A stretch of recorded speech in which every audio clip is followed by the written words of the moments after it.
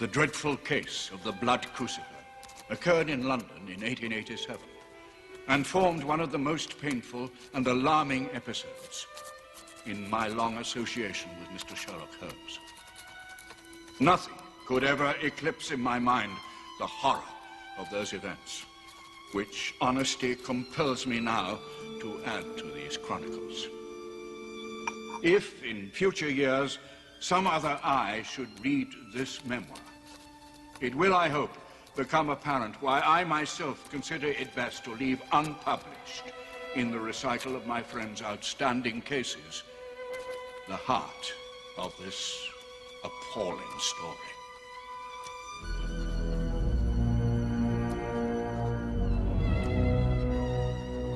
It began 30 years before in India during the Great Mutiny at the Red Fort of Agra, the besieged stronghold of the Mughal emperors.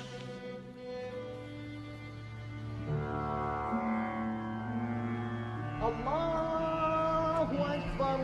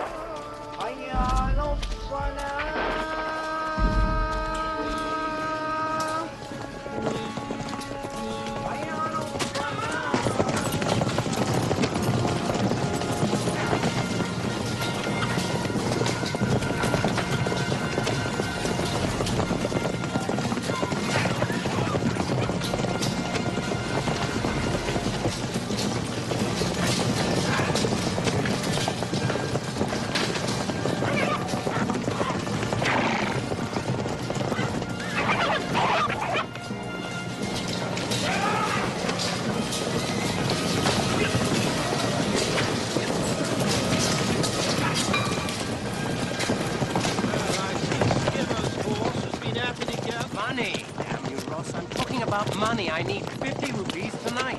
Whatever for? You can't go anywhere. Please, Ali, just 50. Be a brick. Well, is there a race in the fort tonight? At midnight in the square of the Old Quarter. I find it peculiar in the extreme that these Indians can so easily arrange a horse race in the middle of a revolutionary uprising. There's a superb pony called Tally Dalla. I know I can double my money.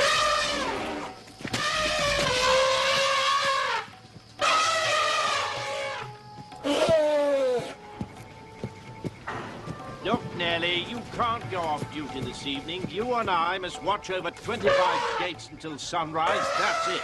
Just let me slip off for an hour later. My dear fellow, there's a war on. Oh, bosh. The rebels won't come near this fort, not with Wazir Khan on the hill. Don't be naive. Wazir Khan will bolt and join the Pandys at the first opportunity. But he's our Maharaja. He's devoted to us. Sir! Fall in there.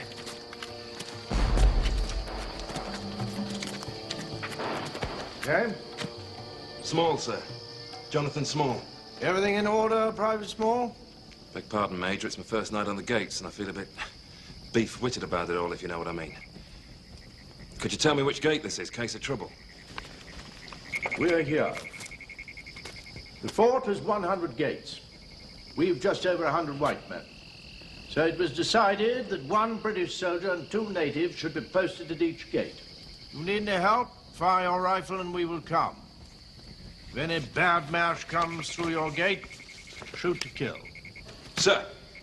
Very well, I will inspect your men. For inspection, attention! Greetings, illustrious buckle on the great belt of Queen Victoria. I'm Major Alistair Ross. Hello. Inspiration of the beef-witted. Talk sense to the officers. Tell him your name. I'm Durgadas, loyal sepoy of 41st. And this is Walidad. He's Afghan. Also, he is witless. Well... This man's mad.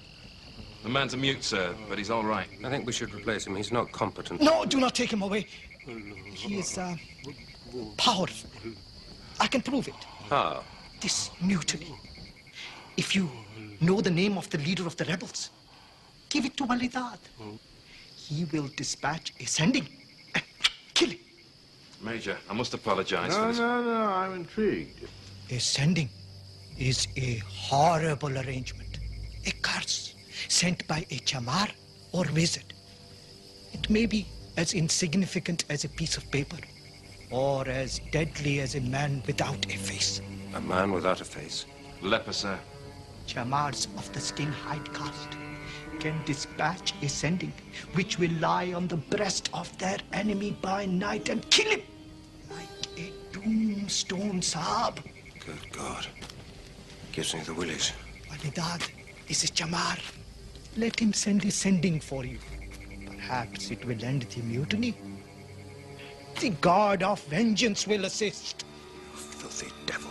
Don't bring your pagan gods into this. Private, I could have you shot. Sir, you mustn't abuse my men. Santa! I must apologize for this officer. Are you all right, Private Small?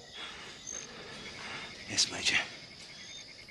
Now, we will finish our rounds, and then I shall put you on report. Carry on.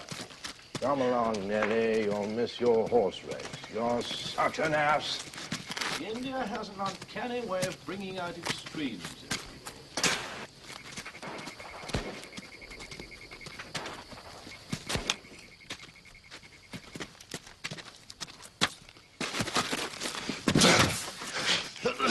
Still, Sahib, still. So, you can talk. And you can listen, or you can die. Have you joined the rebels? I'll call for the They officers. will not come unless the rifle is fired. But do not concern yourself. The fort is safe enough. Then what do you want? I've no money. I have a Waterbury watch. You can have that. I have over £1 million in jewels. You can have that. What do you ask of me? I ask you to be rich. Listen, Wazir Khan, the Muscat Maharaja, has joined the rebels. The English do not know. He has made plans that come what might. He will keep his fortune. All the most precious stones and choicest pearls that he owns, he has put into a chest. It is worth a fortune, Saab. He sends it by a trusted servant here this night to hide in the old quarter. This servant waits not 200 yards from where you lie, Sahib Small. Out there. This is fantasy. No. It is Kismet. The Kismet that happens only once in 100 years. And what happens to the trusted servant? Dugadas will cut his throat. Say now, Sahib. Are you with us? Or forever be silent? All right. I'm with you. Swear it. I swear I am with you. Heart and soul. Shabash. You see that we trust you? Well, now do Gardas and bring Lal Singh to the gate. Come.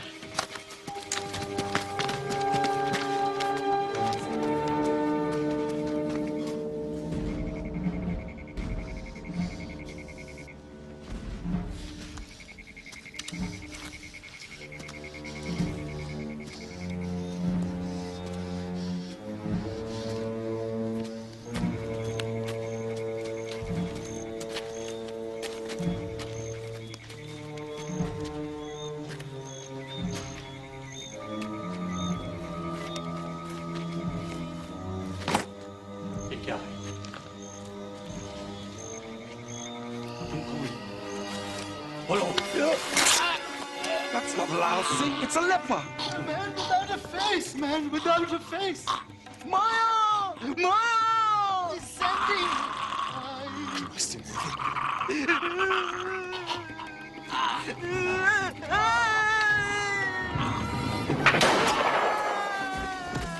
Christ.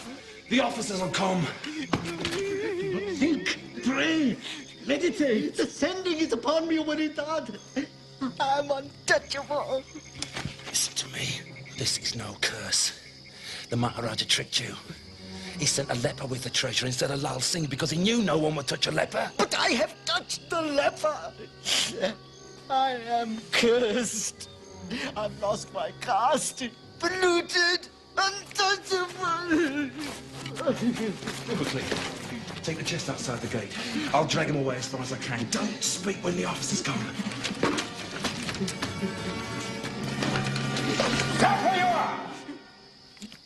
Who fired that shot?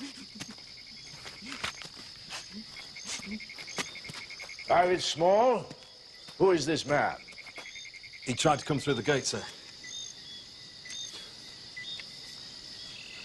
God almighty, it's a leper. What is he holding? The Maharaja's joined the rebels, sir. He sent all his jewels to the fort to hide them here. They're in that chest. Crafty Pugger sent a leper. These two were going to kill him and keep the treasure. And what share did they offer you? As you say, sir. Are you prepared to spend the next 20 years of your life on the Andaman Islands? I understand that is going to be a particularly nasty prison. I'm prepared for anything, sir. There must be $1 million in that chest. More. Perhaps there is another way to deal with this situation. It must include all 5 of us, Major. Of course. What's the matter with him? Come on, man, we're not going to hurt you. Jesus, he's killed himself. He said there was a curse. Let me have that.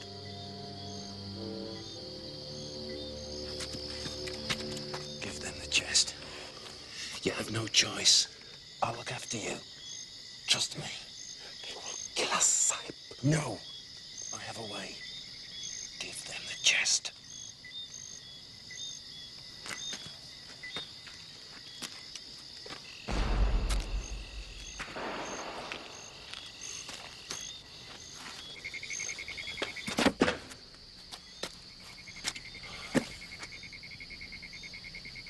It's no good, is it? You can speak. I speak too well.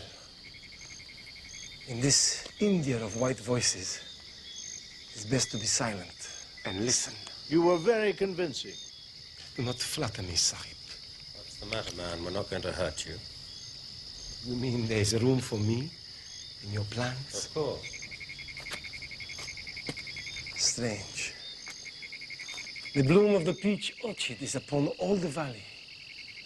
And here, it is only dust and a great stink. Now, come along, man. We're in this together. Together? Are my eyes clouded? The treasure is yours. But why? Why? Because white-faced pariahs cannot be trusted with brown skin. Down! No!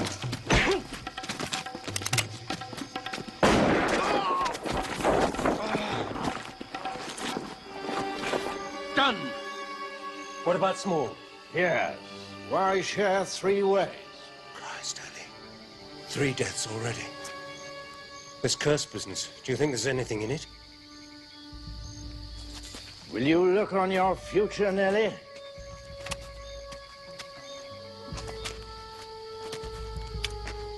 Shall I open it? I'm afraid. Of what?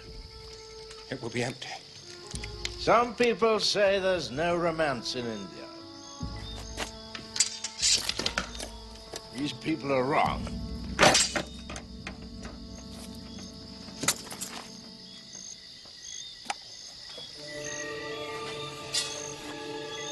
All the stars of heaven in a box. And it's ours, Nellie. Yours and mine.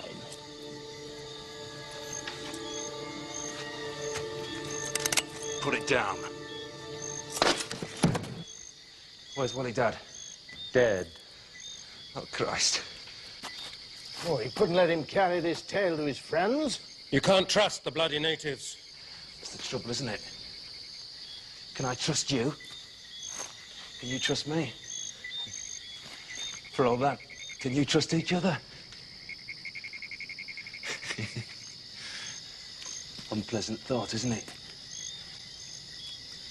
Of course, there is a way. What do you propose? A covenant. An oath. You mean a paper?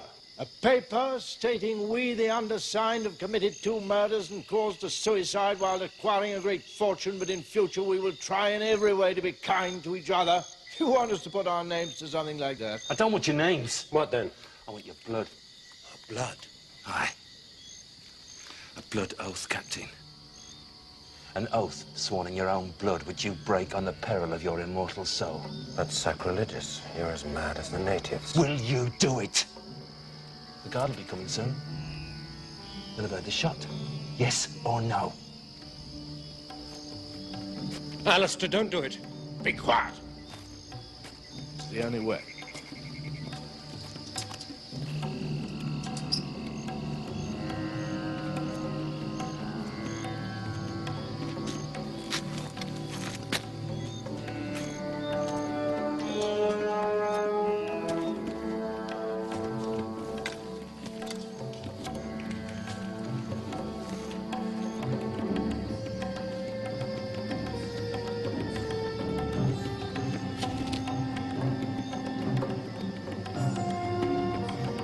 It's perverse. Makes me sick. It's evil. You will find if you want to make any money in this world, it is not always wise to be disturbed by what we call evil.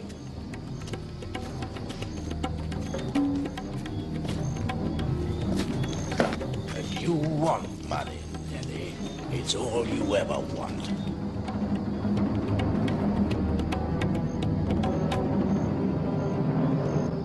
Dead!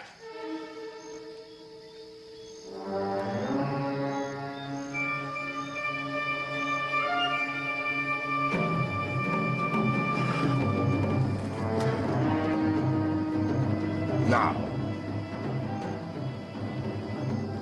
what shall we swear?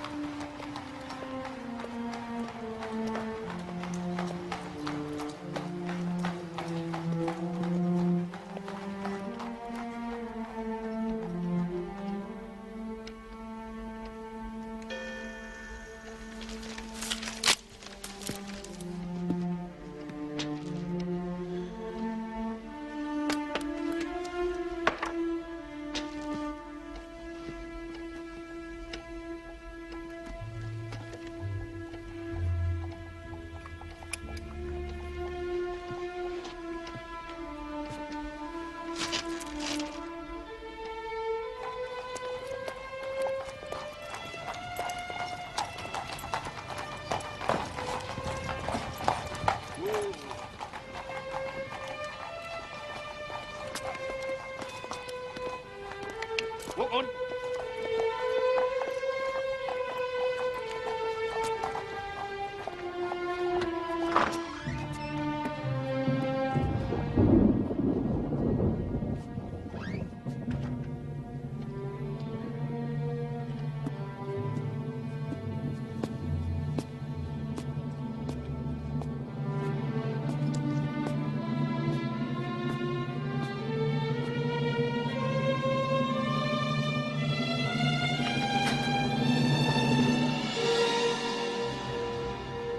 Going to kill me? You seem to be quite capable of accomplishing that without my assistance. You're developing a certain vein of pocky humor, Watson, against which I must learn to guard myself. Oh, sorry. I was officiating at a foot race for medical students in Pimlico. Quite forgot I had it in my hand. The posts here. You know where it goes.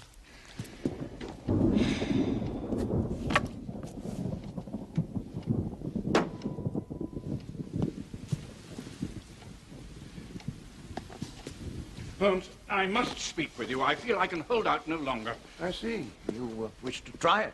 Try it, indeed. I have more respect for my constitution than to place that kind of strain upon it. I suppose you're right. I find it, however, so clarifying to the mind that its secondary destructive action is of small moment. Is it? But count the cost. I speak here as a medical man. There is a pathological and morbid process which involves tissue destruction and will at last lead to a permanent disability. Surely the price is too high. My mind rebels at stagnation. I abhor the dull routine of existence. I am frustrated, Watson. That is not the solution. Nonsense. Give me work. Give me the most abstruse cryptogram, the most intricate analysis, and I'm in my own proper atmosphere. Then I can dispense with artificial stimulation. You think me impertinent if I were to put your theory to the test? I should be delighted. This watch has recently come into my possession. Perhaps you'll give me your opinion as to the character and habits of the late owner. Well, there are hardly any data. The watch has been recently cleaned, which robs me of my most important facts. You're right. It was cleaned before it came into my possession. That is, however, a most lame and impotent excuse to cover your failure. I make no excuse. This is a 50-guinea watch, hence it belonged to a gentleman. He was, alas, possessed of most untidy habits. He was left with good prospects, but he threw away his chances. Lived for some time in poverty with occasional intervals of prosperity, until finally taking to drink, he died. The watch, in fact, belonged to your elder brother.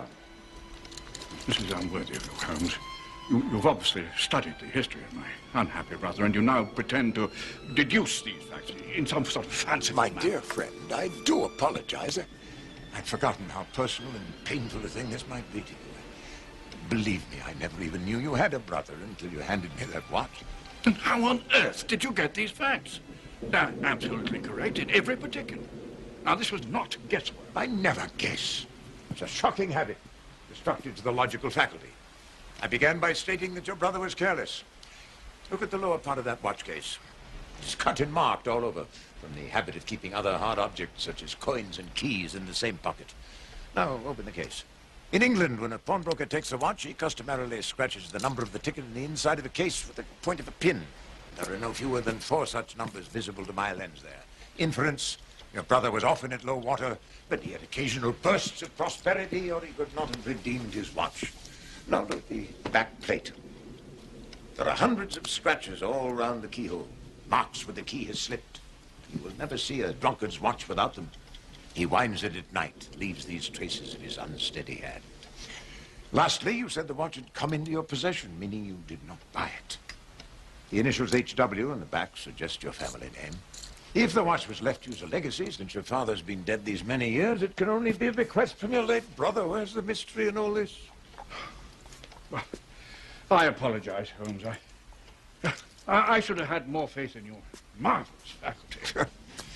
I am the slave of my faculty. I am a brain, Watson. The rest of me is a mere appendix. However, the young woman who is about to visit us may prove interesting. What? How did you...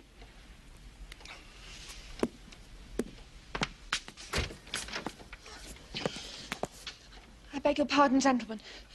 My name is Irene St. Clair. And I am Sherlock Holmes. This is Dr. Watson, my particular friend, as well as... Mr. St. Clair, Thank you, Dr. Watson. Please forgive me, gentlemen. I've been frightened almost out of my wits. Indeed, that is most gratifying. Most interesting. Miss Sinclair, if you please, take a moment or two to compose yourself.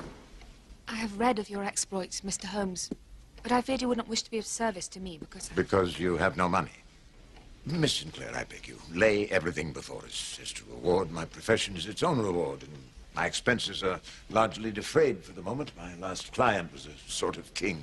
Miss Sinclair, would you like a cup of tea? You're shivering. Not from cold. What? Fear, Dr. Watson. Terror. This arrived in the post yesterday morning.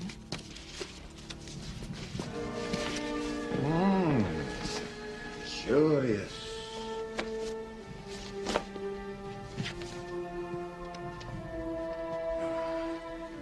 Dated 1857, exactly 30 years ago. The thing is innocent enough. It might be the work of a child. But when my father opened it, he fell unconscious to the floor. I put him in his bed. He would not talk about it. That evening, I heard him scream. I ran to his room and found him cowering in the corner, muttering over and over again something about a curse. It was pitiful. And then I saw it. Please go on. What did you see?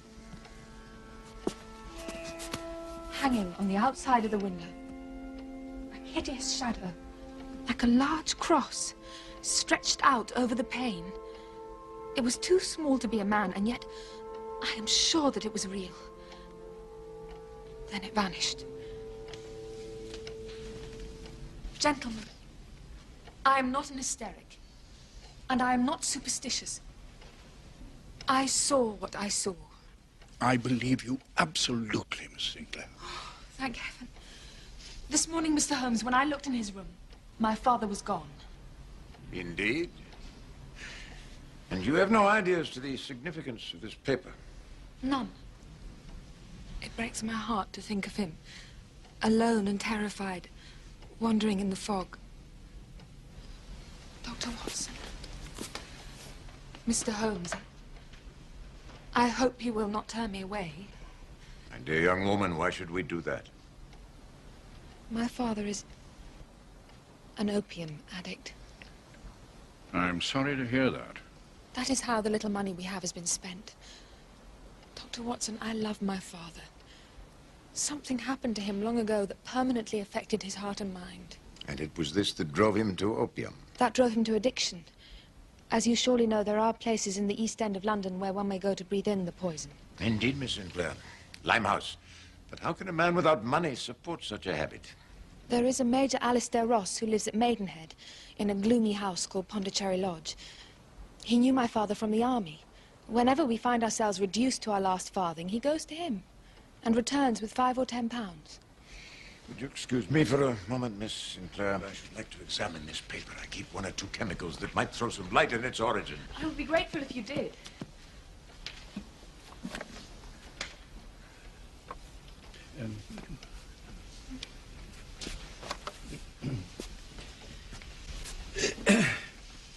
Well,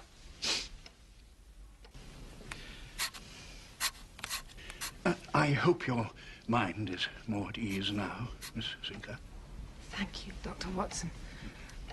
Miss Sinclair, your honesty and your courage in the face of adversities which would drive ordinary young women mad fill me with awe.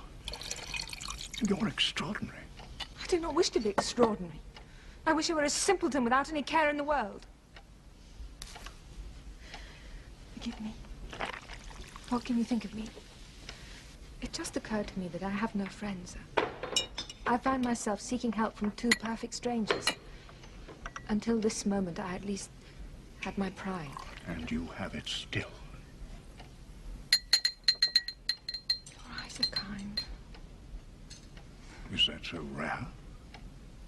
Dr. Watson, I have seen eyes that threaten like loaded pistols. But yours...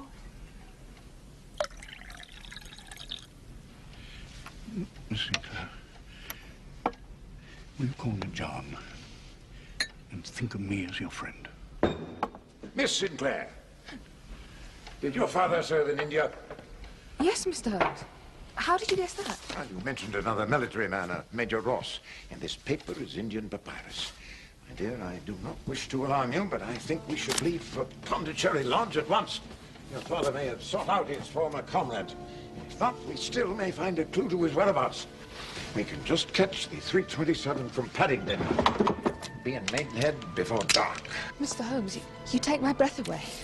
It's elementary, my dear. But this is not.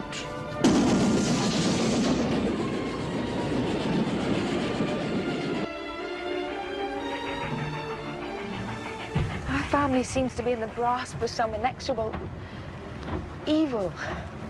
I would almost believe that we're all cursed. Cursed? That is the second time you've used that word. Why? Do you believe in the supernatural, Mr. Holmes? I do not discount it. When my father returned from India, he had no money. He married my mother, Alice Napier, who had a considerable fortune. Almost from the beginning, he gambled heavily and invested foolishly. In a few short years, our fortune was gone. We moved to a dingy house in Camberwell. And last year, my mother was taken from us. I'm sorry to hear that. May I ask how she died? In a railway accident near Crewe. Miss Sinclair, I can understand your terror. What do you mean? The markings in this paper were made with blood.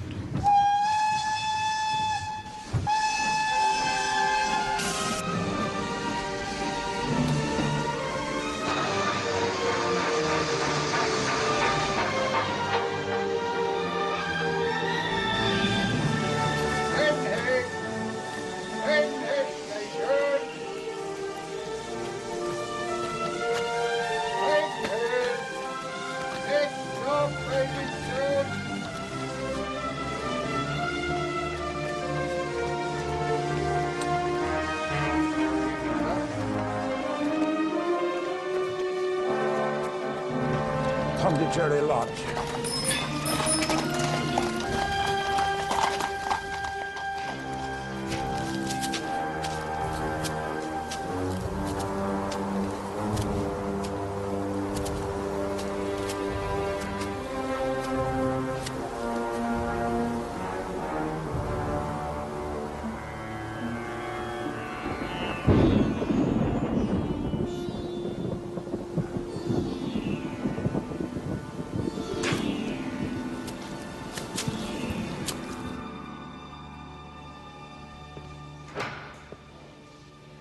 Major? Major, sir?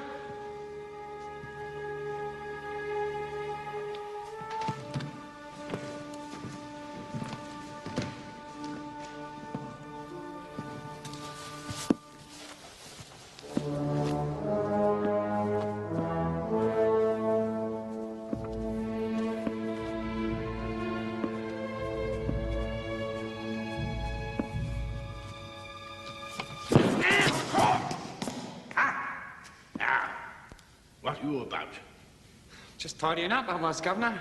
You're a fox, Verdi. You're an exceedingly cunning fox. I will not be called a fox, damn you! I will not be called a fox, damn you, sir! Sir. There's a lesson for you! I won't endure this! Oh, and what will you do about it? Run to your mother, boy? Hmm? I'm sorry, sir. Yes. That's better, my dear boy.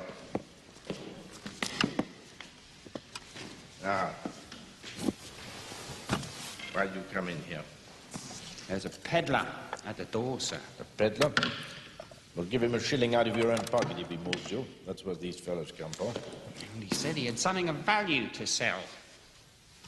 Something with jewels. But bring him in, bring him in. Yes, sir.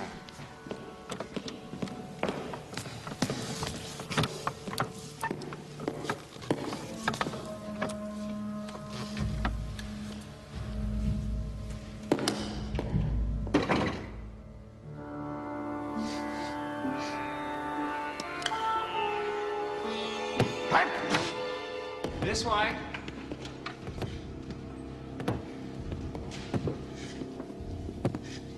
Here we are, Major. Get out, Verdi.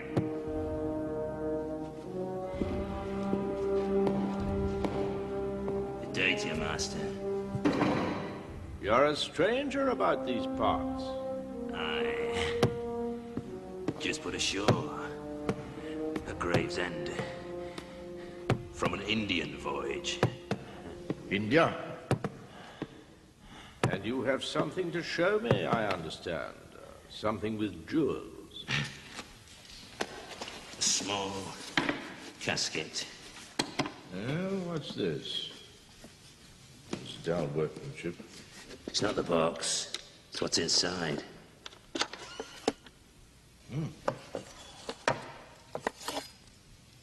A Chris? Aye. A bloody good workmanship. Do you have a safe to put it in? What's that to you? Nothing. Can't be too careful these days. What are you doing? Looking about, sir, just looking about. Taking stock of a gentleman's sitting room. Not much to see, is there? In the way of display. Not if you have to sit here all day and just look about you. How did you lose the use of your legs, if I may be so bold to ask? Damn your impertinence! How'd you lose yours, come to that? You were chewed off. By what? Greed. Greed? Aye. You know what greed is, surely? I think you're mad. Aye. Perhaps I am. Perhaps I came here not to sell, but to buy. Buy what? Your life. Captain Sinclair is here, sir. I put him in the library. Clever boy. You're a very clever boy. Now then, show this man out. And if you see him again, take a clap to him.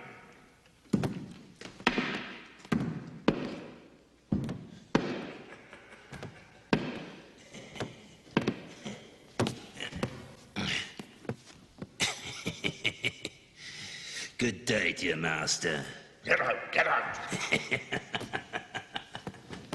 Bring Nellie to me. Hurry, boy, hurry.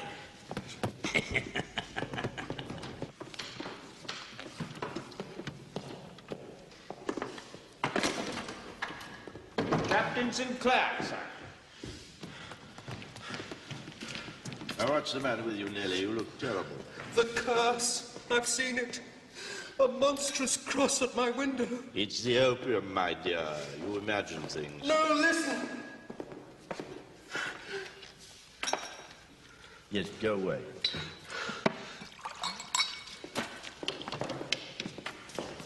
Small is alive. What? His piece of the crucifix. It arrived yesterday. It was posted in London. If Small is here, he's not looking for you or me. There's something in a treasure which fastens on a man's mind. Give it to him for Christ's sake! I will never give it up.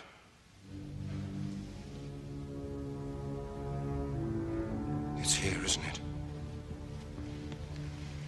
In this house. In this room. But I gave up my share. Yes, you took the burden of guilt from your own conscience.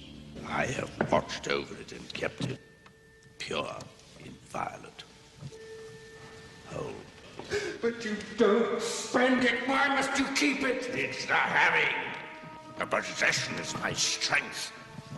The energy of my soul, the warmth of my blood. Why do you think my legs failed me? I no longer needed them. I am content to sit in this empty room like a dragon in a cave. Here, night and day, I've gazed upon it. My soul has drunk its radiance. I don't want to see. You are not worthy to see. But see you must. I beg you, put it back. I remember your last look at it 30 years ago. Ever since it's been blazing in your mind, gathering its splendor against the moment when you look upon it again. Let it be now. I won't look. Then shade your eyes. When I die, it will be buried with me forever. Will it not make a rare lamp for a sepulchre? Will it not burn brightly in a tomb? There shall it flame for ages, keeping bright my memory. The memory of a hero.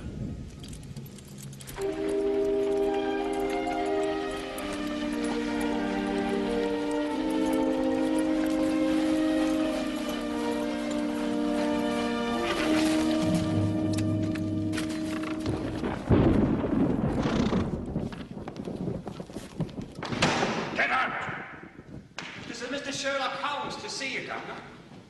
Holmes, that crank who attracts attention in the newspapers. Major Ross, I assume, and Captain Sinclair. I am Sherlock Holmes. Father, my dear, let me look at you. Sherlock Holmes, the murder fancier. Whatever can have brought you to Maidenhead, Mr. Holmes? Why aren't you in London, that great cesspool of crime?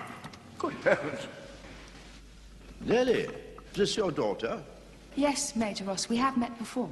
Oh, but you've grown so beautiful. What an honor. There hasn't been a woman in this house since dear Bertie's mother left my employ. This is my manservant, Birdie Johnson, but I beg you not to ask him any questions. His mind is in its original state of white paper. Do you require anything, sir? Just for a start. They say a house is turned upside down when you enter it, Mr. Holmes. Nothing but guessing and speculating. Speculating and guessing. Spare us your irony, sir. Your life may be in danger. What do you mean by that? Calm yourself, Major Ross. Take a pinch of your snuff. How do you know I use snuff? No, you're careful to remove all traces of it from your face with the handkerchief you keep up the sleeve of your dressing gown. The nail and the index finger of your right hand, you are right-handed, is encrusted with a burgundy powder, which, due to its unique hue, can only be the Maharini brand of snuff created by the East India Company. Come in, Mr. Johnson. 2 inches of solid oak is hardly conducive to eavesdropping. Oh, light some candles, Benny, for God's sake. It's so dark in here you can hardly see a magnifying glass in front of your face. You fail to amuse me. Oh, you me. You say my life is in danger. What possible reason could you have to offer for such a monstrous assertion? Perhaps this. Where did you get that? You have seen it before. No. I think you have. Oh, God. Tell me everything you know about this paper. Why don't you deduce it for yourself? Or is it beyond you? Have your powers failed you? Do not fear for me, Major Ross. I beg you. Then tell me. Amuse an old man. What on earth do you think it can be? Deduce, sir, deduce.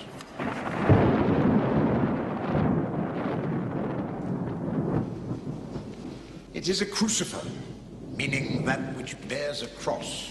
Among the early Christians, it signified a secret oath never written down. This one is unusual because it is drawn in blood. There are 3 different sets of thumbprints, also in blood, made whilst handling the paper. The other side is a section of a regulation map of a fort with many gates. Some 45 are shown here. This is only the center. A man of education thinks immediately of the Red Fort of Agra, the only structure in the world with 100 gates. Now it is common knowledge that you and Sinclair served during the mutiny. So here is a desperate gesture. An oath drawn in blood, sworn between free men in a time of revolution. Now, Major Ross, who was the third man? What was the oath? And most important of all, should that oath be broken, what precisely was the curse that would ensue? Really, Mr. Holmes, if you'd lived 100 years ago, you would have been burned. But first, before anything, I want to see your piece of it. My piece? Please do not waste my time!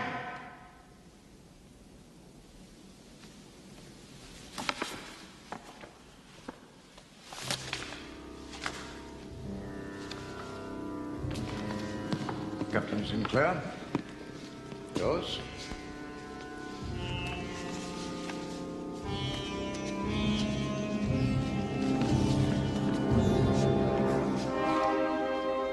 Alarming object, is it not, Watson?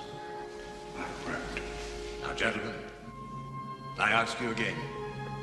Who was the third man?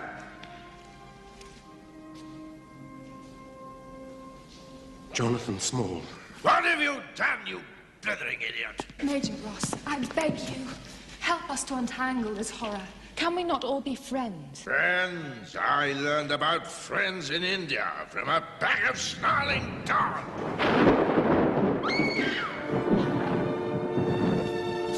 This dog is still alive! Small! It's Jonathan Small! Oh, I'm dead yet! Watson, lock that window and follow me. Johnson, don't let anyone in or out of this room. Quick, Watson, after him!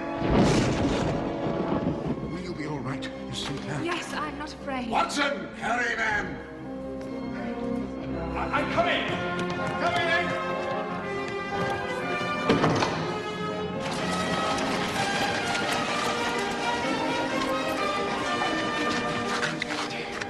Watson, I fear we've been tricked.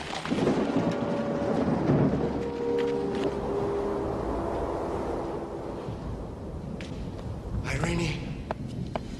I'm here, Father. Light some candles, Birdie, for God's sake. Oh, God! sending the curse. It's here. Who's there? Hurry! Oh, God help us! Nelly! Down, you traitorous! Hurry! Who's there? Nelly! Down! Who's there? Nelly! Where are you? He's been watching all the time. He knows where it is. You cannot have it. It is mine. Mine! Mine! Ah!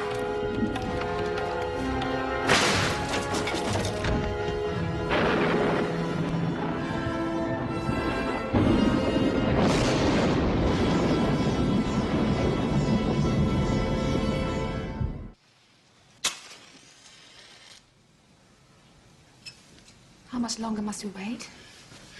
Holmes has sent for Inspector Lestrade of Scotland Yard. We must give him our evidence as to the details of this terrible murder. And then we can go to London and look for your father. I hope we're not too late. So do I. Inspector Lestrade, this is my client, Miss Sinclair. How do you do, Miss? Watson? Nasty business, this. Nasty business. We'll get the investigation out of the way as soon as possible. Don't you worry, so you can leave this dreary place.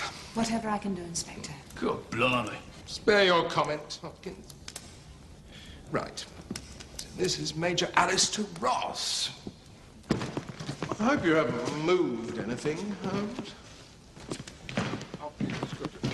I don't think it wise for you to go home now. I suggest you come back with us to Baker Street for tonight. That's a splendid idea.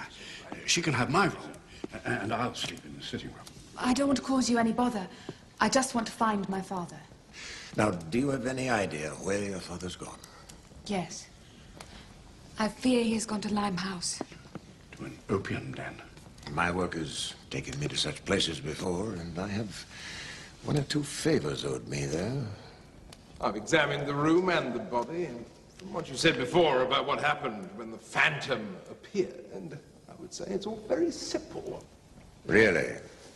Yes. All this talk of revenge and curses has put you all on edge. When Small appeared at the window, it frightened everybody. Then the room being darkened frightened everybody some more. The lightning threw the shadow of that pollard lime tree into the room.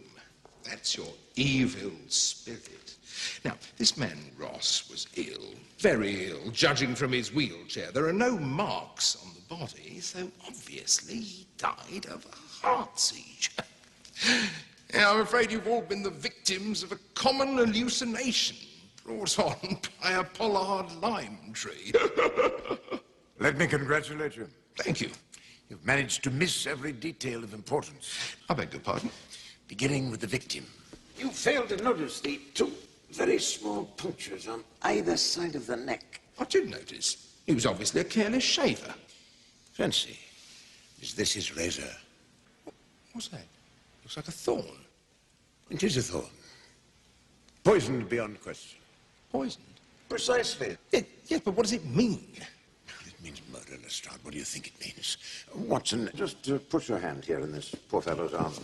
What do you feel?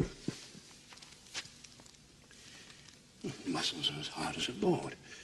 Extreme contraction, far more than the usual rigor mortis. Quite so. Now, coupled with this distortion of the face, what does that suggest to you? Death from some powerful vegetable alkaloid. Some substance like strychnine, which would produce tetanus. Excellent. Watson, you really are invaluable. Now, examine this thorn. Hopkins? Is that an English thorn? I'm not an expert on thorns, Holmes. Quite right. Now, a few moments after Small appeared at this window, Watson and I saw him escape in the same cab that brought us here, at what must have been the exact moment of the murder. So there must have been somebody else involved. Very able and efficient ally. Go on. To begin with, how came he into the room? Johnson was guarding the door. This window was locked. Yes, I locked it myself. Did you? Yes. But even open, the window is too small for a man to come through. Thank you, Miss Sinclair. Now, look here. The muddy prints of naked feet. Clear, well-defined, perfectly formed, yet scarce half the size of those of an ordinary man. God, Holmes. Do you mean to say a child has done this dreadful thing? My dear Lestrade, with all these data, you should be able to draw some just inference. Diminutive footmarks, naked feet, great agility, poisoned darts. Huh? A savage. Superb, Watson. An Indian who was associated with Small during the mutiny. A savage, certainly, but not, I think, an Indian. He uses darts, too, could only be shot in one way, through a blowpipe. Now then, Lestrade, where do we find our savage? How the hell should I know? The Andaman Islands, 440 miles west of Rangoon in the Bay of Bengal. The Aborigines of the Andaman Islands are among the smallest races on the face of this earth. The Andaman Islands are also the largest British prison in India. Small has obviously been there since the mutiny. He must have been befriended by one of the Pygmy Islanders who helped him to escape from that hellhole. It's remarkable. It's elementary. What we are concerned with here is motive. Our Pygmy was carrying something rather heavy when he left this room. The footprints in the garden coming up to the window are about half an inch deep. Those going away are fully an inch. And this chair has a hidden compartment. Good grief. Now empty.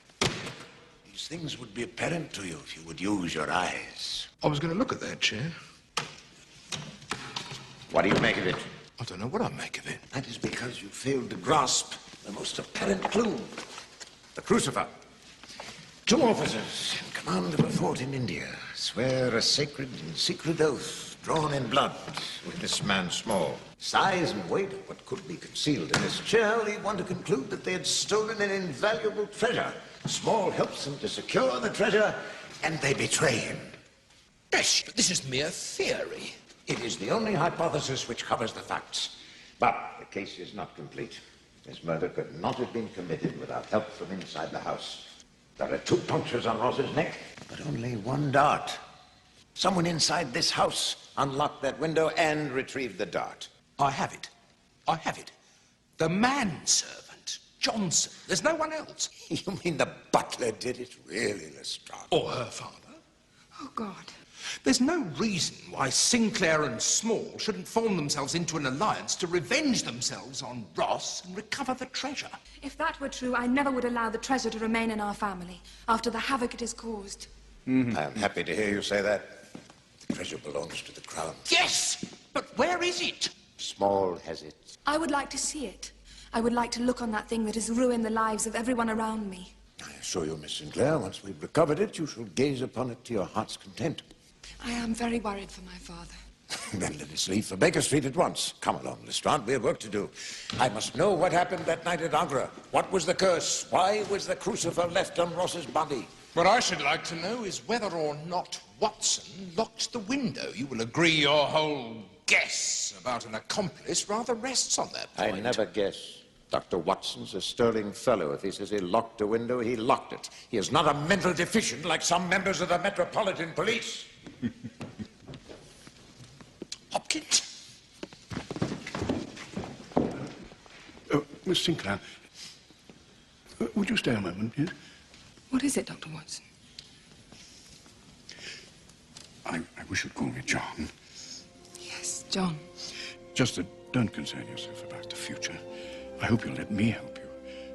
I should be proud to be responsible for you. I mean, I know I'm an old campaigner. God, I don't know what I'm saying. I'm all feelings. How kind you are. It's just that, I mean, Oh, John, it's been an amazing day. We've been hurled into each other's lives with the force of a hurricane. I don't understand any of the things I feel. I owe you, Mr. Holmes, my sanity, possibly my life. You're a man of such delicacy. I'm sure you understand. Watson, what are you about? Yes, yes, well, of course I do. I quite understand. Come, let us go. What is it? The crucifer. Holmes said it was the most important clue. I wonder if I should take it with us. No. Leave it. That is where it belongs. Yes.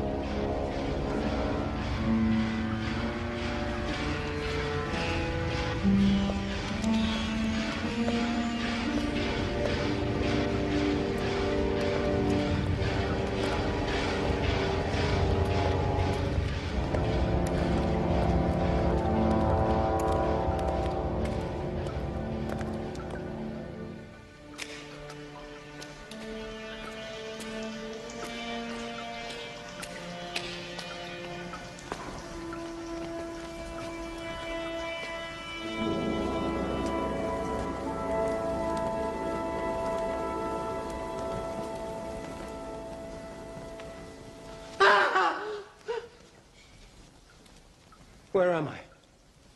You are in the gate of 100 solos, Captain Sinclair. What time is it? To answer your question, it is past midnight. To answer your need, it is time for another bite. When did I come here? Last evening. It's hard to keep count of the time in the gate. A long time ago, I had a wife of sorts. But she's dead now. People say I killed her by taking the black smoke. I murdered my wife, so they tell me. My wife was a good woman. There was nothing good about Madame Feng Jing. She was fairly dirty hill coolie woman with goiter. Besides perpetual good health, she had discovered the secret of perpetual bad temper. At this time, I owned a spice shop in Calcutta. One night, they tell me, I filled her full of lead pepper and hung her from a beam in the bamboo mosque. A murder in the Indian manner. A man needs no wife if he is married to opium. Am I dead by any chance? Why do you speak of death? I came here to die. Why is that? I must join my friend, Major Ross. He died last night. An angel is coming for me. A peg-legged angel. Is this the angel who comes for you? Father, how long have you been here? We must hang up a large black jar outside our window to ward off the evil eye. Yes, we'll do it now. Let us go home to Camberwell. No, I can't. I've started a pipe. When it is finished, the dragons will move about and fight. What is that? This is my coffin. I brought it all the way from China with me. When I die, it will go back to China. With me and 2 ounces of black smoke inside, in case I should want some on the way. What are we to do? I don't know. Holmes said we should wait for him here. This filthy place should be closed. You should be put in prison. My pipe's gone out. I will light it. No, please, he's half mad already. For God's sake, man, can't you help us to get this poor fellow out of here? That is the last thing I shall help you to do, Watson. Very last. Holmes! Keep the voice down. How do you come to be here? Bill Feng Ching is a friend of mine. Now, listen carefully. Lestrade and his police are watching the streets. That sewer leads to a wharf. There's a policeman out there. I've had word that Jonathan Small is checking all the opium dens. When he comes here, I will be waiting. What do you want me to do? Take Miss Sinclair upstairs to the slop house that fronts this sordid place. But don't eat anything, and do not come back here until I send for you. I want no distractions. Dr. Watson, John, please look at him. His breathing is so irregular. Have you spoken to Wally Dad about the pony's knees? Now then, Captain, India's 3,000 weary miles away.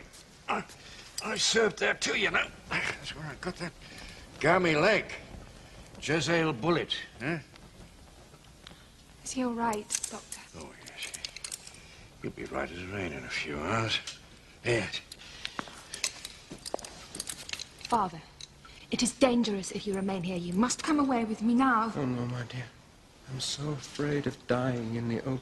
Father, I beg you. If I can attain heaven with a pipe, why should you be envious? Heaven? That is not what I see in your face. I see the spring of your will unwound like a broken clock. I cannot bear to look at you like this. Here, smoke yourself to death! Here. Are you all right? I've never spoken to him like that. No, you're completely exhausted. But there's no need to worry. He's perfectly safe. Holmes is with him. What do you mean? Come upstairs and we'll try and get a cup of tea in that filthy cafe. I'll explain everything.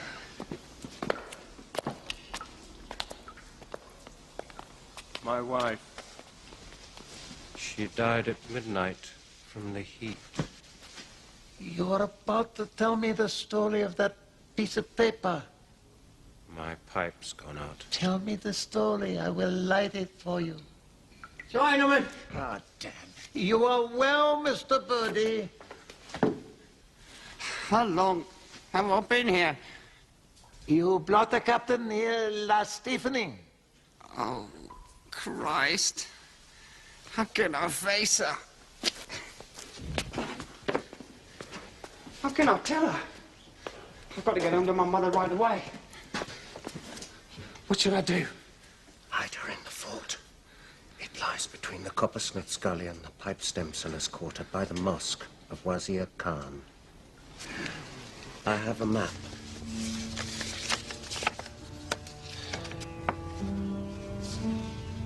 This is the Agra fort. And what happened that night at the Agra fort? He cursed us. What was the curse? He said if we betrayed him... Holmes! Oh, for the love of Robert! Holmes? Holmes? Come to the fire. Warm your hands. I will prepare a pipe for you. I don't want any of your filthy poison, thank you. Where is Mr. Sherlock Holmes? You've drugged him? I warn you, I'll close down this den of iniquity. You have no little vices, Inspector Lestrade. For an Oriental, you are very impertinent. No, I have no little vices. One big vice in the man leaves no room for smaller ones. I refer to stupidity. How dare you? For the love of God, man, can't you see I'm trying to get Sinclair to talk? Holmes, you gave me quite a turn. Was that your voice? What do you want? I've solved the case, Holmes. I know who helped Small. For this. Signed statement from Birdie Johnson's mother. Some years ago, she robbed Ross of some trifling silverware. He forced a confession out of her, sent it to his solicitor with instructions to get it to the police in case anything should happen to him. Johnson must have hated him. He was the one that opened the window. He was the one that stole the thorn. Johnson was Small's accomplice. So the butler did do it after all. Oh, no, it's too And you're going to let him escape after him? Oh, for God's sake, man. Come upstairs to the cafe. I think Irene's been poisoned. Lestrade, why are you standing there? Right. Watson, you stay here with Sinclair. I will see to his daughter. Holmes, Holmes. Wait. Stay here. Wait.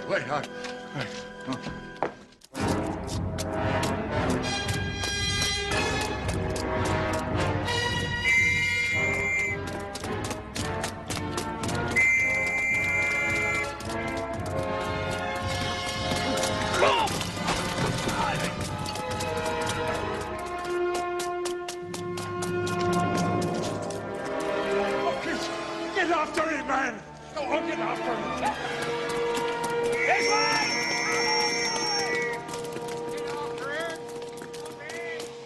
Alice, her mother, died violently. I filled her full of red pepper. Captain, I thought you were asleep. No one will light my pipe. Why don't you go to sleep? The moon has gone out. The caravans go up and the caravans go down. And 100 fires sparkle in the pass. Oh. No, wait. Now it is quiet.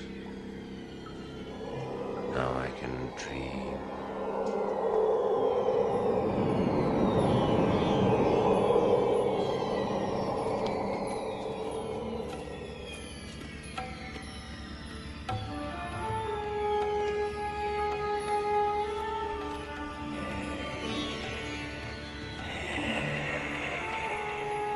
Ross,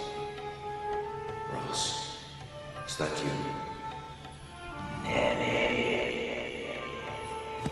Ross.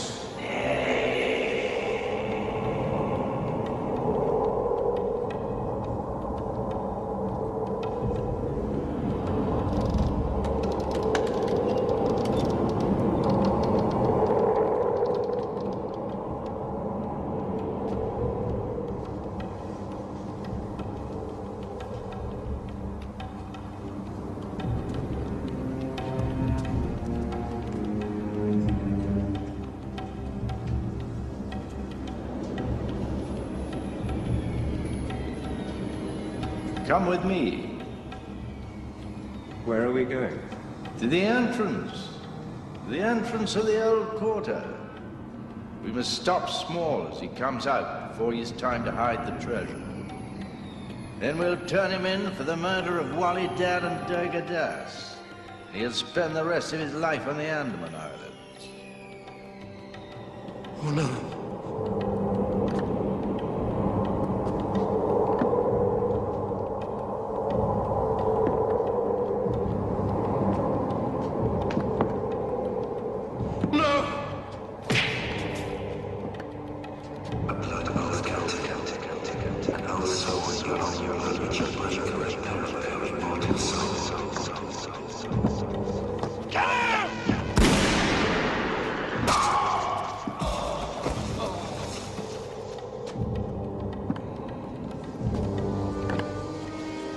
Tell him about your leg. They were torn off in a river. Some water beast. Shark or croc. And my eye became infected. One day it just rolled out in my hand. God!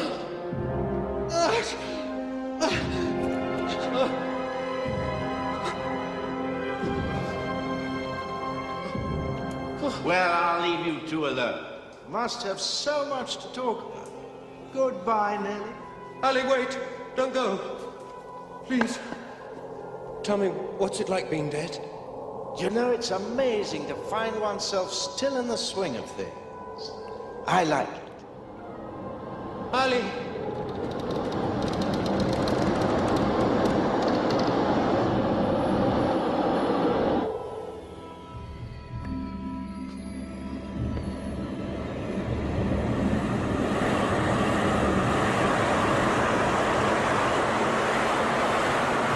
Jonathan Small.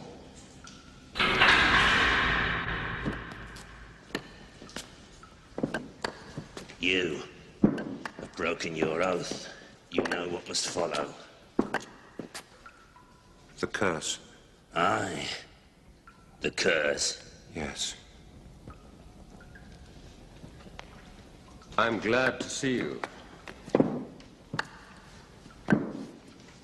Do me the courtesy to light my pipe and then kill me.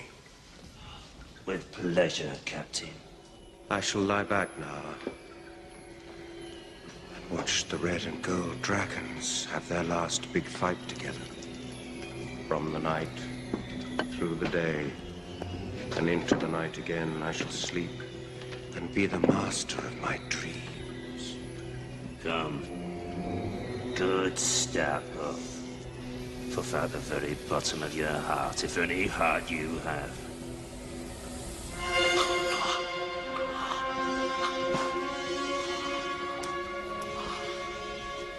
Take it.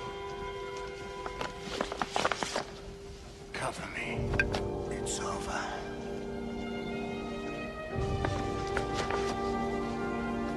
God have mercy on your soul. Stop! Hurry, man!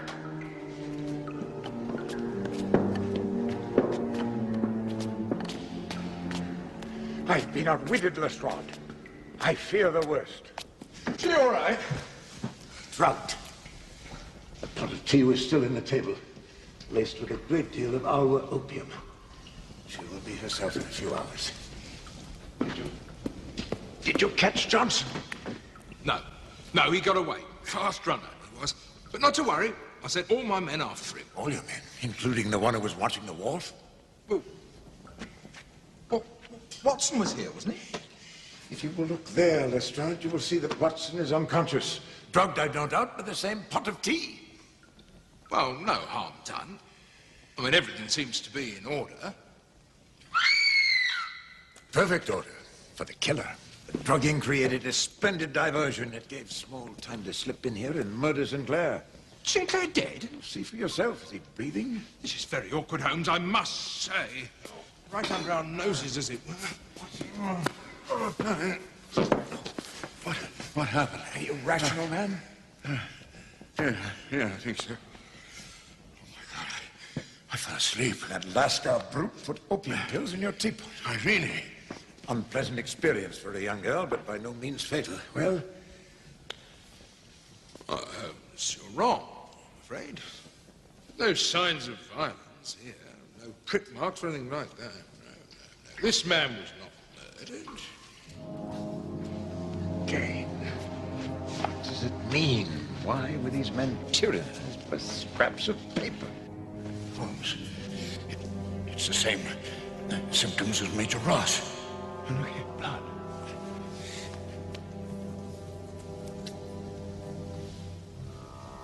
Another thorn. This inserted in the stem of his pipe. One good puff drew it into his mouth. Watson, take Miss Sinclair and bring her to the wharf. We'll find a policeman to take her to Baker Street. Lestrade, there's not a moment to lose. Right.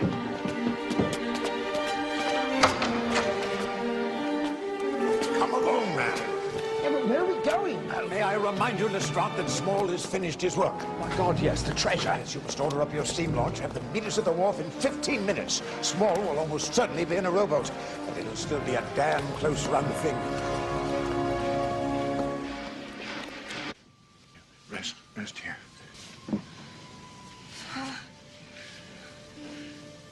Father, I'm here. you must advise me. Gladly. I think I've fallen in love. While I've been away, Even so, plunge must have been very deep. it was as deep as a well. Why do you love him? He is rare and so kind. Kindness, it's so old-fashioned. Has a habit of coming back every now and then when it's least expected.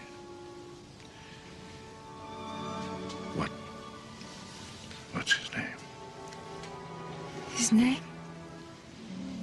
His name is John.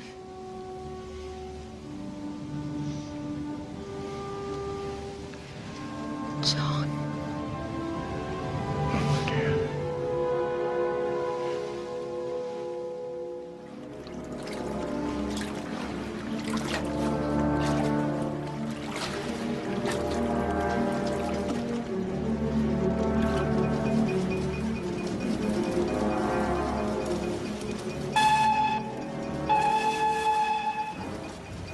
Got too much of a start on us, Holmes. I can't see anything in this.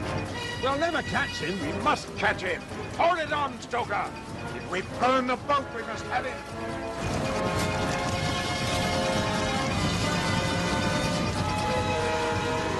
Constable, you must hold your course south by southeast for this current. That was that laser. Small's best chance is to get out of the country with the treasure. If we can come up with him before he boards his ship. How can you be so certain he's going to escape by sea? Lestrade, we are an island nation. But how do you know which harbor he's gone to? And which ship? While the real Fung Ching was watching Sinclair, I went to Gravesend, our most sordid port. The pound note there will buy you all the information you could ask for. People tend to remember a one-legged man traveling with a teepee. They booked passage on a schooner called the Gloria Scott, docked at Greenwich.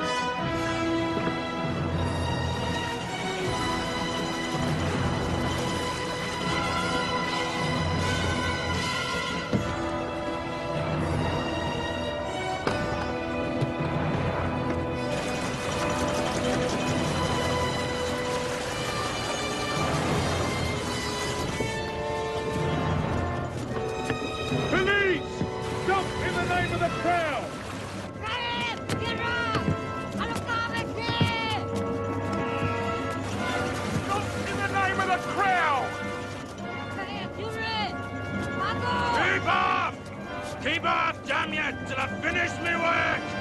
Keep away!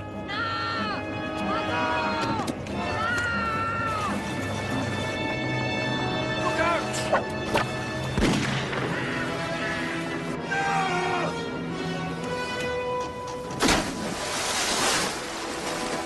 Going fire! Life don't mean nothing to me! Let the sea take this poison!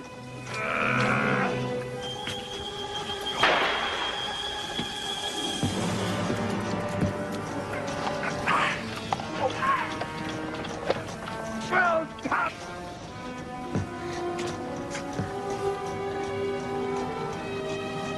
Hopkins, bring us alongside the boat. Yes, sir. Right, come on alongside.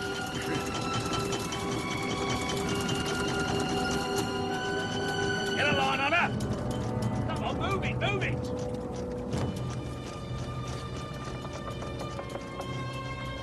Hopkins, follow me. Yes, sir. Right behind you. Jonathan Small, I arrest you for the willful murder of Alistair Ross and Neville Sinclair. Aye. I reckon their deaths lie on my soul right enough. For God's sake, man. Is it drowned? Is the chest in the sea? Yes, it is. Who are you? I'm Sherlock Holmes. Ah, you're the clever one. I knew it weren't him. You led me a merry chase, Mr. Holmes. May I repay the compliment, Mr. Small? You answer one or two questions. Aye. I should like to leave some account of the business behind me. I don't want to be remembered as a common cutthroat. Who is your accomplice? Tunga. The pygmy. He helped me escape from the Andaman Islands. He was a good and a crafty little devil. I couldn't kill Ross until I knew where the treasure was. Tonga sat in the tree all day and watched until he found out. Then I got you gentlemen out of the room, and Tonga killed him. But who helped you? Who unlocked the window? Who retrieved the dart? No one. We had plenty. You mean there was no accomplice inside the house? No, of course not. Who opened the window? I don't know what you're talking about. What was the curse? He who broke the oath would die by the other's hand. That his piece of the oath should lie on his own dead breast. So that's why you put Sinclair's piece on his body? But I didn't. You didn't? No. He just looped on and died. I left the crucifer on the floor. You didn't kill him? No. No, swear it. Good God, man! What have you done? He stabbed himself. Oh, dear. My task is done. And done well. Where's my piece of the crucifer? You have it about you? I do. Give it to me, Mr. Holmes. Let me die under it as the others did. A trinity of stupid men. Aye. The bloody sign for greed.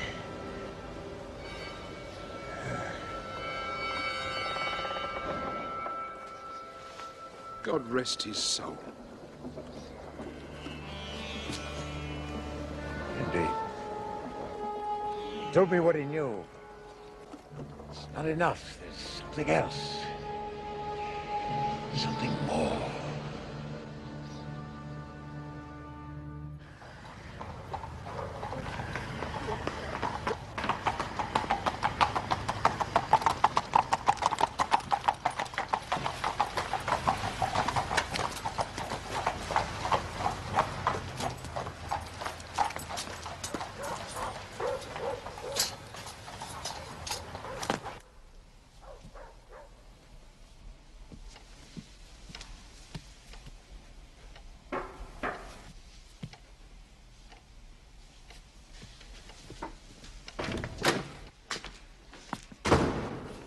Mr. Johnson, Where's Holmes? there's no one here. I mean, they will be back soon. It's just as well. You're the one I want to talk to, miss. Oh, yes. About what? I want you to help me. How? Not in here, miss. The police may come. They're looking for me, you know.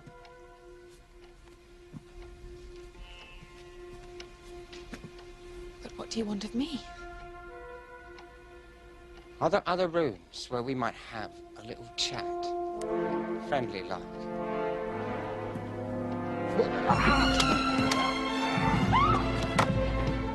This'll do.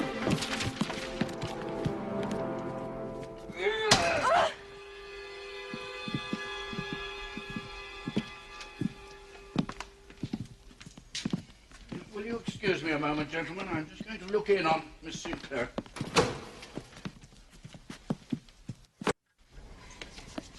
Holmes, you haven't said a word for over an hour. I just have to catch Bertie Johnson and the case is complete. Is it?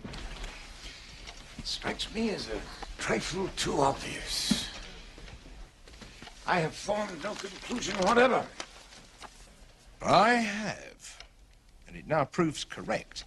Consider the facts, Holmes. Johnson is present at both murders. He holds open the window at the lodge, thus aiding the pygmy. He lures the police away from the opium den, thus aiding Small. You must concede, Holmes, I am a little in front of you on this occasion. What was that noise? That was Lestrade's little cock-a-doodle of victory. How is Miss Sinclair? She is asleep. I'm awfully jumpy. That poor fellow's put me completely on edge. Small, why is that? I felt he was telling the truth. Did you? Oh, really? Well, they will be waiting for our statements at Scotland Yard. Watson can stay here with the chest. Well, I suppose it's safe enough in the home of the great detective.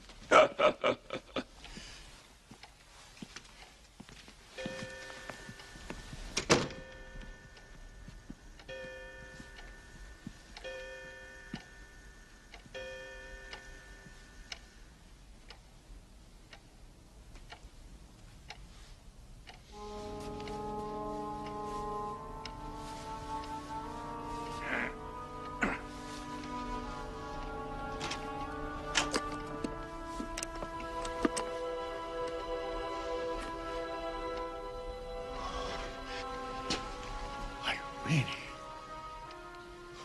you are magnificent. What on earth did you... Thank you, John. This gown was my mother's. I have been saving it for a special occasion. Special? It is here. My dear, are you feeling quite yourself? The opium? I am quite myself, John. Open it. Irene, there's something I must tell you about your father. Open the chest first. Well, why not? There's been enough horror this long night.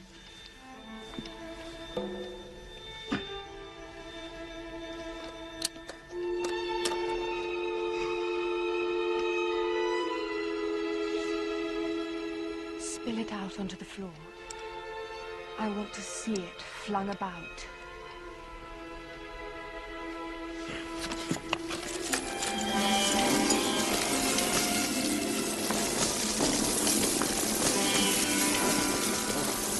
Oh, God. This is a bonny thing. Put it down.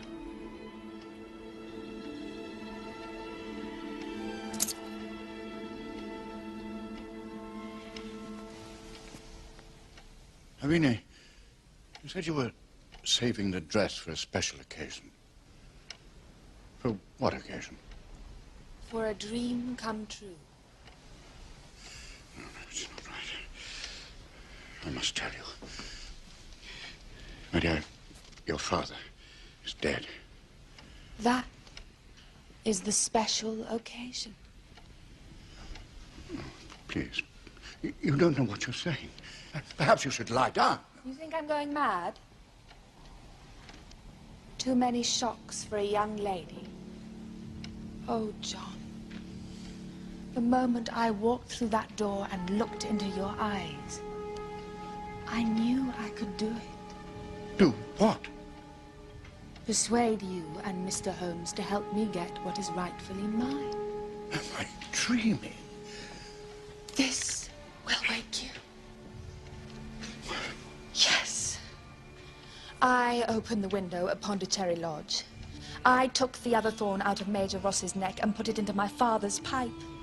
My hand was trembling so that I thought I must surely pierce my own skin and die. But by then I knew that nothing in the world could stop me. And now I am going to kill you and take what I have won.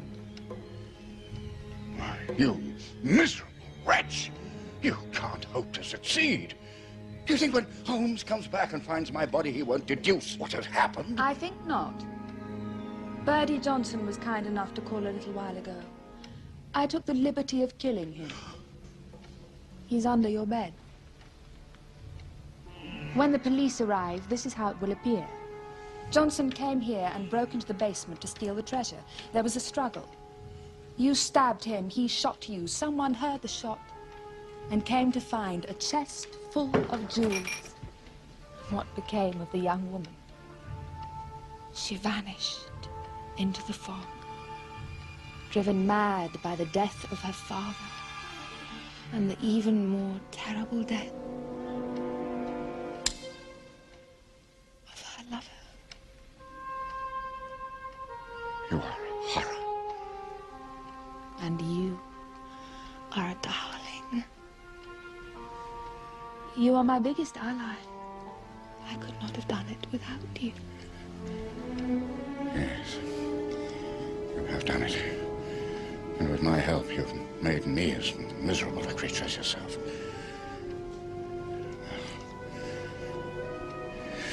If your touch is as fatal to me as to others, give me one last kiss of unspeakable hatred. And let me die.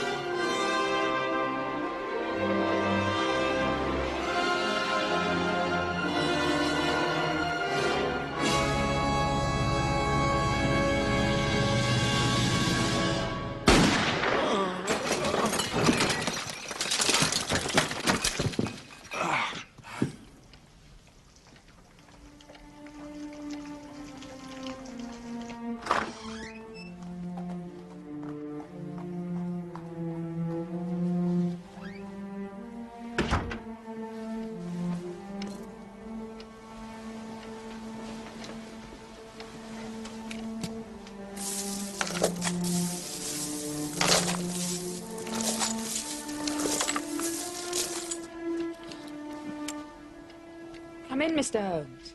Are you alone? Yes. I sent Lestrade ahead with the body. Whose body? Small's. Small is dead. Well, I must say, fate seems to be smiling on me for a change. Why did you come back? I'm curious. My dagger. Moved my dagger from the mantle. I needed it. Johnson saw me open the window at Pondicherry Lodge. So you've killed poor Johnson. And Watson as well. You do not seem very concerned. I'm too awed by you. I can think of nothing else. I thought you were omniscient, Mr. Holmes. But tell me, surely my moving the dagger was not the only thing that gave me away? No. No, that was merely the catalyst. When you have eliminated the impossible, whatever remains, however improbable, must be the truth. There were others in the room when Ross was murdered, but you were the only one who could have killed your father, if Small was telling the truth. I put that thorn in Father's pipe right under your nose, but you were too busy showing off your Chinese costume to Watson. What was my mistake? The crucifer. You should not have put it in your father's body. Small felt responsible for his death, but he swore he did not put the paper on his chest. Well, no one is perfect. You came close. Why did you come to me in the first place? When the crucifer arrived in the post, my father told me the whole story. I realized that 1 million in jewels had been entrusted to the care of 3 madmen. I could not compete with them, so I came to the great consulting detective. I thought, let him find the treasure for me, while I assist in every way I can to effect the curse. Now it is over, and only one man stands between me and the treasure. And I have a pistol. Fire it. Go on, Miss Sinclair, I beg you. Shoot me!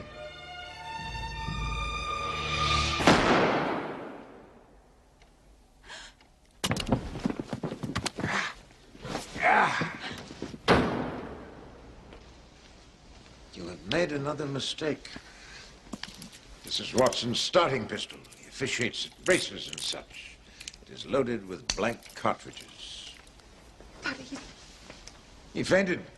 Understandable under the circumstances. Watson? Come, Watson. Up, old man. What? What? Oh, God. Oh, you cut your hand, man. God. Oh, I'm sorry. I ruined your laboratory, old man. Oh, God, that shot. well, Mr. Holmes, I must congratulate you. Whatever shall I do now? Think and die. Lestrade will be back in a few minutes. Then she'll be gone. Is the prisoner allowed one last request? What is it? Let me wear something. Just until the inspector arrives. Why not?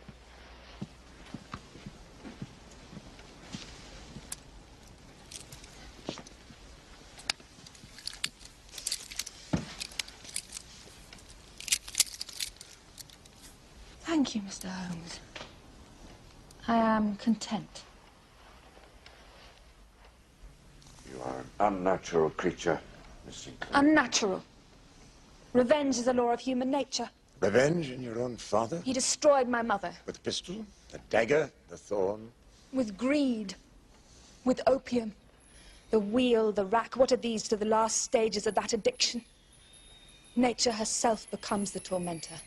Casts down the wretch, searches every vein, makes a rod of every nerve. It builds fires in the brain and casts coals of living torment on the heart. She threw herself under the wheels of a train. Am I unnatural, gentlemen? The case is closed.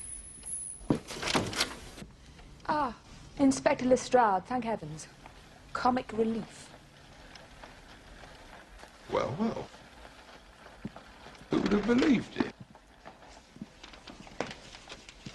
Holmes, how did you know? Never mind. You can tell me later. Hopkins. Yes, sir. Put those jewels in that chest. Oh, blimey.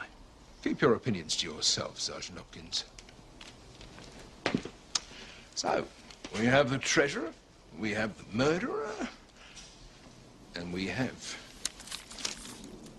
this. Buckingham Palace.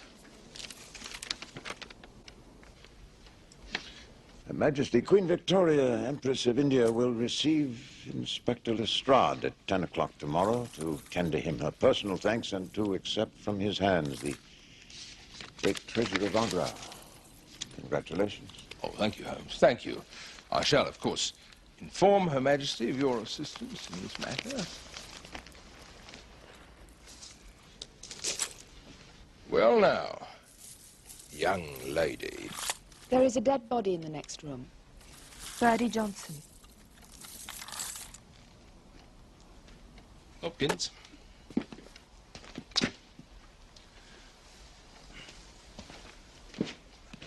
Holmes.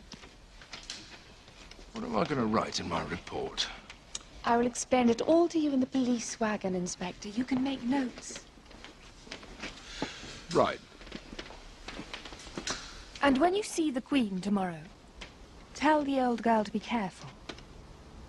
How's that? The treasure is cursed.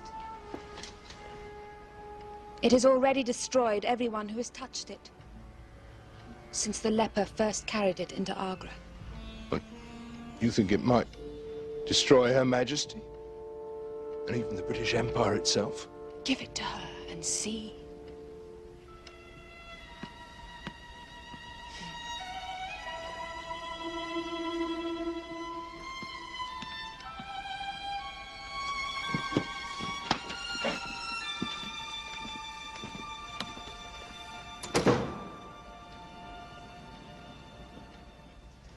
She had a face a man might die for. My dear old friend, there's nothing more to be said or done. One day, the story can be told. Meanwhile, I'll fetch my violin. We'll try to forget for half an hour the miserable ways of our fellow men. Thank God this long night is over. And I doubt whether I shall spend another in Baker Street. Watson, don't go. I'd be lost without my Boswell.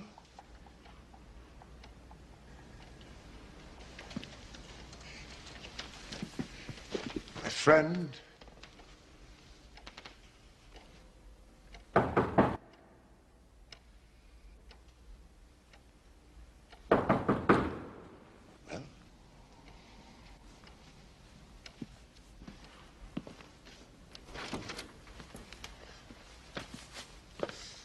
Gentlemen, excuse me. I am Captain Mordecai Smith. Are you Sherlock Holmes? I am. This is my best friend and colleague, Dr. Watson. You must be tired, Captain Smith. I perceive you have arrived only this morning from the island of Sumatra. Why, yes, but how... No matter, sir. What is your story? You are clearly terrified. Terrified? Yes, Mr. Holmes. But not mad. You would think me mad, would you not, if I told you I had seen a giant rat? A rat, sir, as big as a large dog. It came out of the forehold this morning just after we docked and disappeared into the slums. And it held in its mouth